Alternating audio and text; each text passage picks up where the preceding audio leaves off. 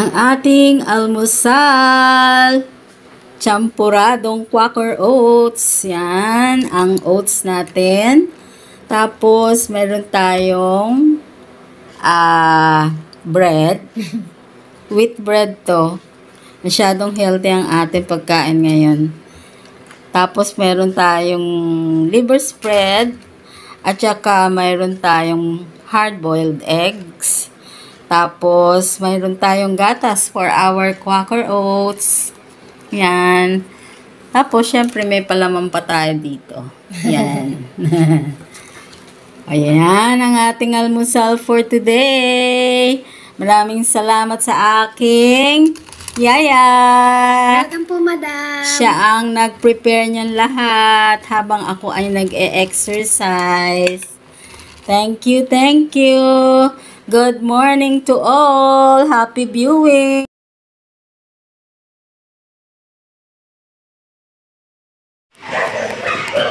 Gagawa tayo ng sushi. Pero ibe-bake natin at iyan ang mga ingredients. Yan. Pero liliitan ko pa yan.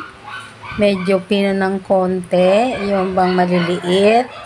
Tapos lalagyan natin siya ng melted na Eden cheese. Lalagyan natin ng mayo.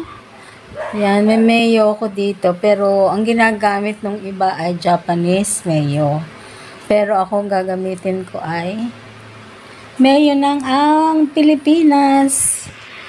Ayan, ang ating mga gagamitin. Yan, diba? Magnolia at Lady's Choice ang gagamitin natin. Okay? At yan ang ating rice, Coco Pandan rice. Sinaing na namin para ready na. Medyo malamig na yan. At saka yan, meron ako dyang crab stick. Ilalagay din natin yan. See, dyan natin ilalagay at ibe-bake. Bake natin siya. So, we will start pero kailangan nating hiwain pa ito ng medyo maliliit pa. Okay? So, tayo na!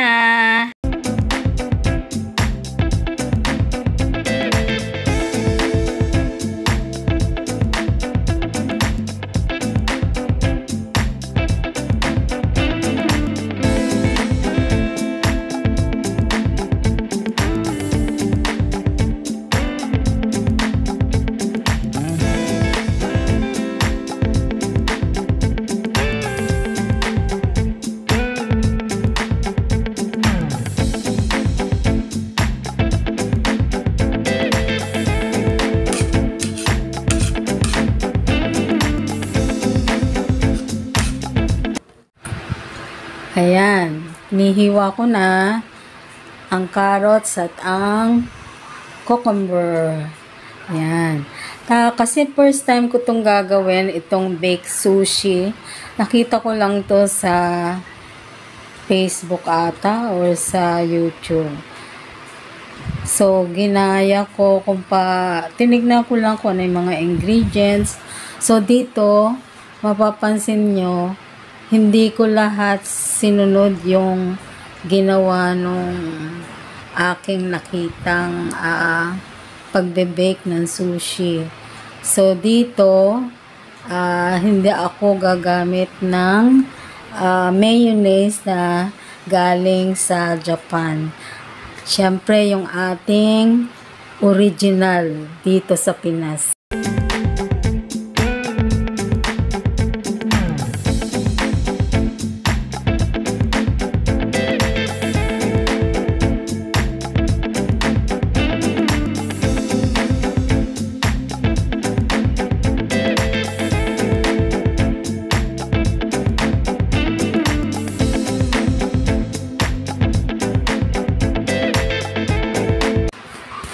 Yan ang crab stick. Yan, pag ano natin siya, tinatanggal na sa packet. Tapos, ayan nakabalot siya ng parang papel. Tapos, paghihiwa-hiwalayin natin yan. Yan ang crab stick. Yan, parang papel. So, curious lang tayo kung ano yung lasa ng mga pagkain ng taga-ibang bansa. So, dahil curious tayo, gagawin din natin yung mga tinuturo nila kung paano gawin. So, ito ay sushi. Pero i-bake natin siya. Tapos, lalagyan natin ng cheese sa ibabaw para mag-melt yung cheese. So, ang talagang nakakapagpasarap sa kanya ay ang cheese at ang crab stick. At saka yung parang, yung kanin natin kasi parang sticky rice.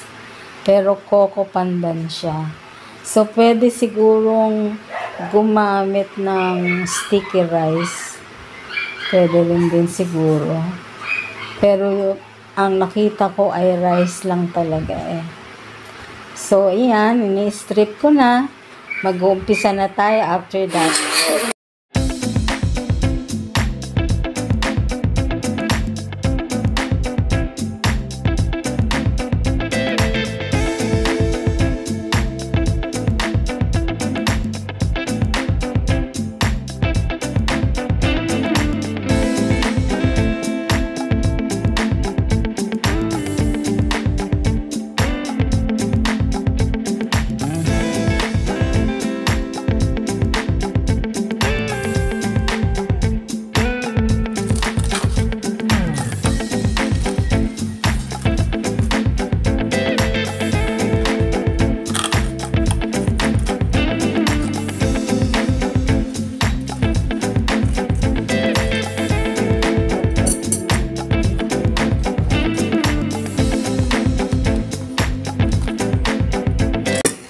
Ito na, yan.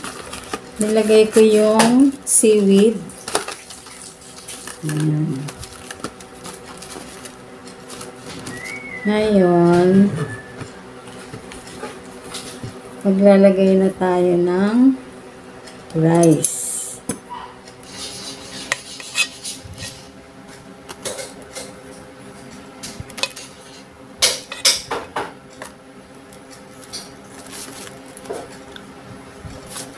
Parang ang sarap-sarap nung nakita kong gumagawa.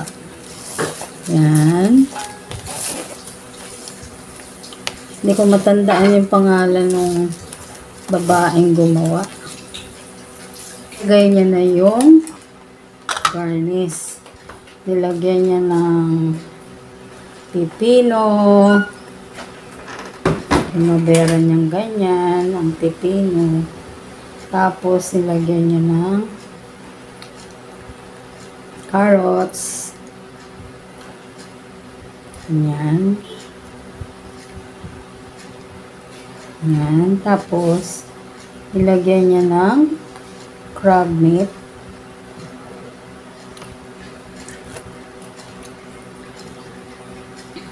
Yan. Wow! Mukhang masarap ah.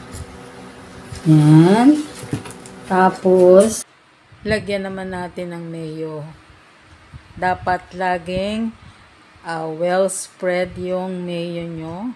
Nakakover ang carrots at ang crab at saka yung cucumber. Natakpan lahat ng mayonnaise.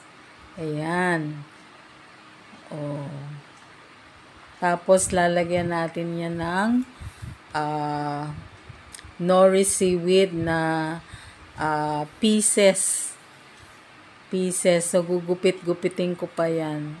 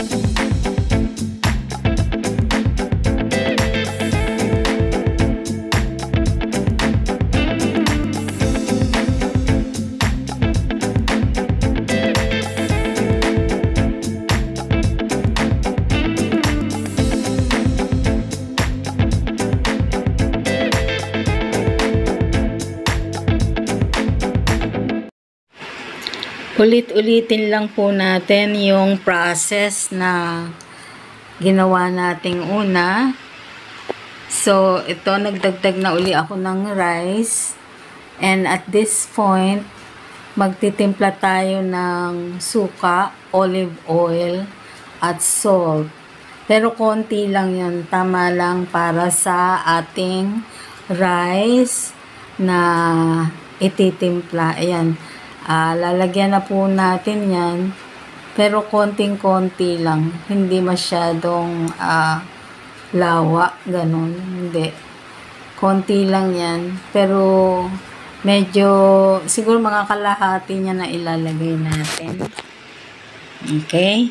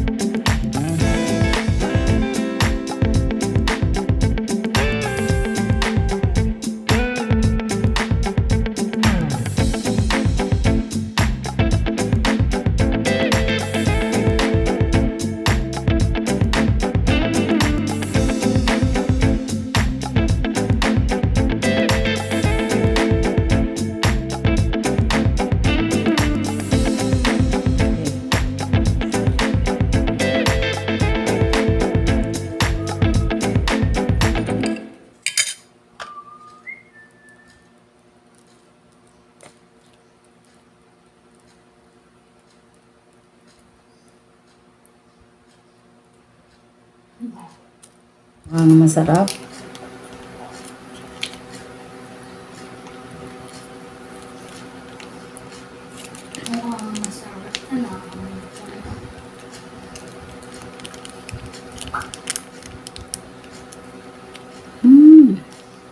Okay. Tapos lalagyan uli natin ng toppings na seaweed. Amoy seaweed.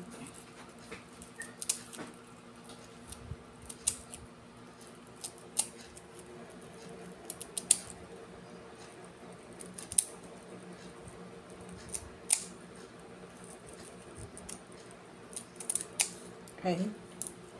Ayan, soup.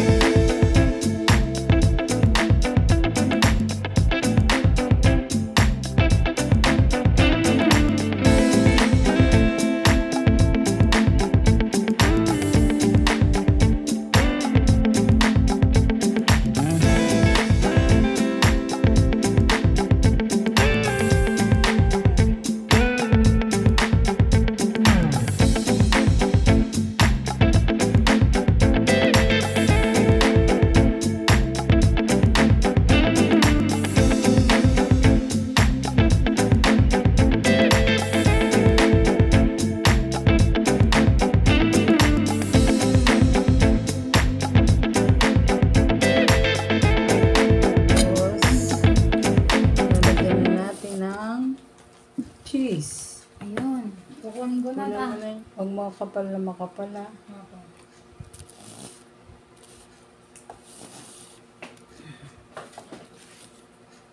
Ganyan tao. Makapal nga. Ay. Manipisan ko pa? Bakit pinutol mo pa? Ay, paano ba ta? Isang ganun. Ah. Huwag mo nang putulin. Tama na? Pa. Wow, wow, Wow, wow, wow! Yummy licious! Kakaibang ano yan, tamaki.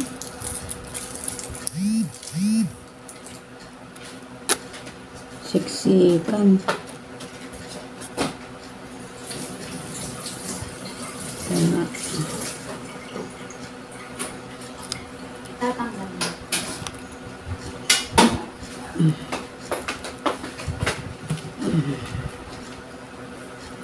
Yan. Wow, ngayon, atin na siyang ilalagay sa oven. Ayan na.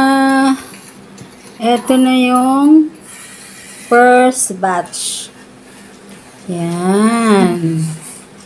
Wow, wow, pinalalamig lang natin. At sesentensyahan na yan. Tapos, yan yung pangalawang batch. Yan. Okay. Na siya. At saka, yan. At 5 minutes ko lang siyang niluto sa oven. Yan, 5 minutes. Kasi luto na yung mga ingredients. Yung cheese lang ang parang sinulog yung cheese, diba? Yan. Para mag-melt. Okay, we will start eating baked sushi. O, yan, kakain na tayo. Subukan natin kainin ang niluto nating baked sushi. Wow. Dalawa yung nagawa natin. Ito yung isa. Ito yung isa.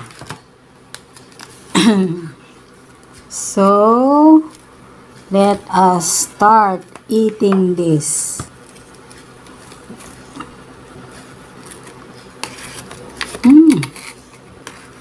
Wow.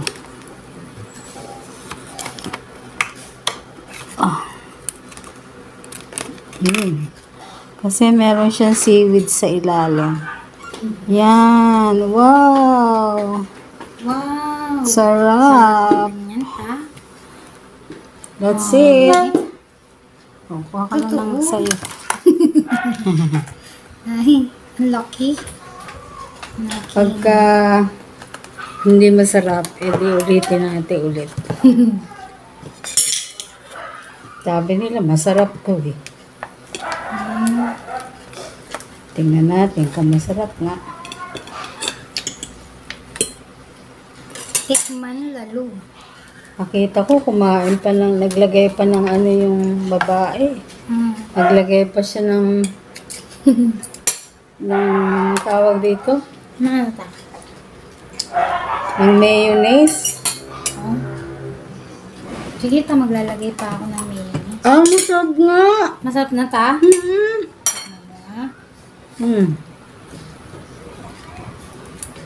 Naglagay pa siya ng ganito, oh. Sarap nga. Yes ta, masarap na. Tapengin nga din ako niyan ta. Ay, laki naman. Luwain mo. Natin mo. Asay. Ay, tatry mo nga. Tatry ko muna. Yum, yum, yum, yum.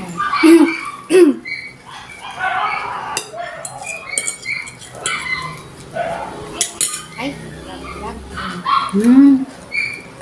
Sarap. Sarap.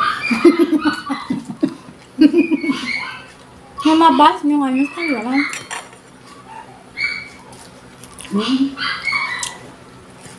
Yes ta. Bagay siya dun sa kaning kukupandan. Kung kukupandan siya talaga ta. Nagawa ka na nito. Hindi natin na-record. Ayan ta. Ang pagkain. Subo mo. Ayan ta. Susubo ko dito. Yan yan ta. Yun.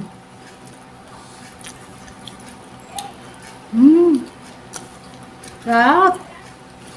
Sarap ah. Madam. Harap. Ang tap.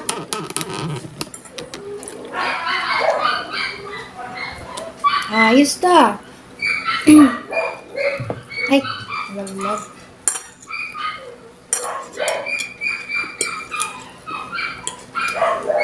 Ang nagpasarap sa kanya yung cheese at saka yung crab meat. Lumasa ng husto. Pwede din pala mayonnaise natin. Hindi naman kailangan Japanese mayonnaise ang ilagay mo talaga.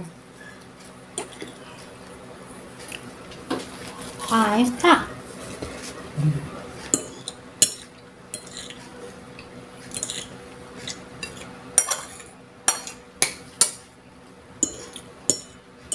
Yummy. Yummy, yummy, yummy.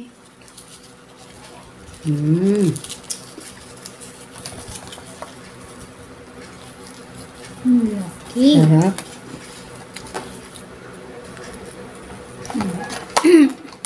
Gagawa ka ulit niyan ta. Wow, ako. Tapos ko gagawa ako nito.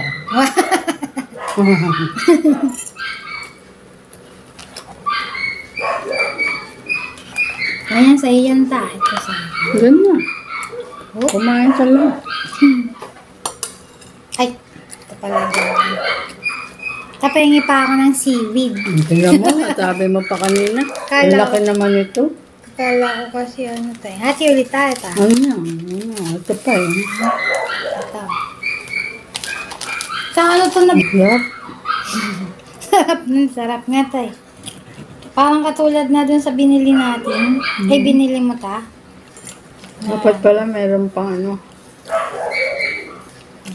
lalagyan ko ng mangga. Mangga, matamis ka rin. Ayos to. Naku ta. Pag gagawa ka nito, malaking tray. Lalagay na natin doon sa malaking oven.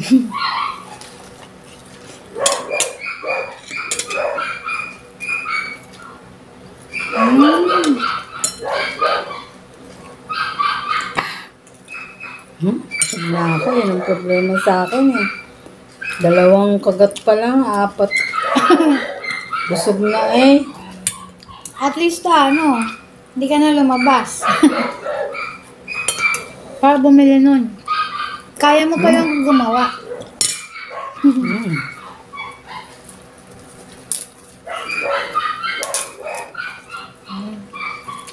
Sarap. Ayos ta. Ang harap nga eh. Parang katulad doon sa binili mo ta.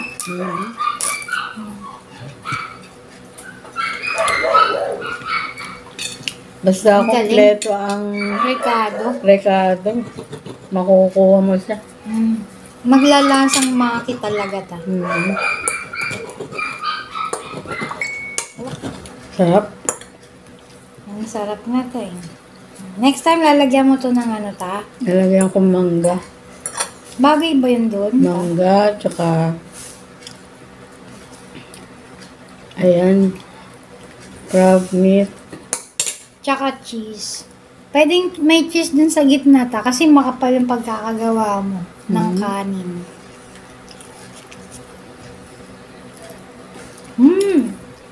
Sarap. Sarap. Ayan, ubos na yung isang lalagyan. Ang sarap ng bake sushi. Ito pa yung isa. Sarap. Grabe. Sarap nito Ayun, marami pa akong tira eh. Ayun, marami pa akong seaweed. Itong baked sushi ay amin ng merienda at tanghalian. So, ayan ang aking ginawa. So, masarap siya. So, dapat i-try nyo din. Na pinost ko naman kung ano-ano yung mga ingredients. So, baka mas masarap yung gagawin nyo, diba? So, try it. At eto naman ang aming hapunan. Ayan ay dilis na biniklad, yung hinati yung gitna. Nabibili ko yan sa SM. At saka yan ay pusit. For a change, Filipino naman tayo. Filipino. At meron tayong scrambled egg with vegetables. Tapos mayroon tayong sausawan with onions and garlic. Yan, vinegar yan. Vinegar with konting sugar. At syempre mayroon tayong rice. Rice is life. So, kakain na naman kami. Pero konti lang yan. Meron pang drinks, of course. Meron yang ice. Kaya, tara nang kumain ulit. Ito naman ay hapunan. Yung isa kanina, tanghalian at merienda. So, kain na na. Bye!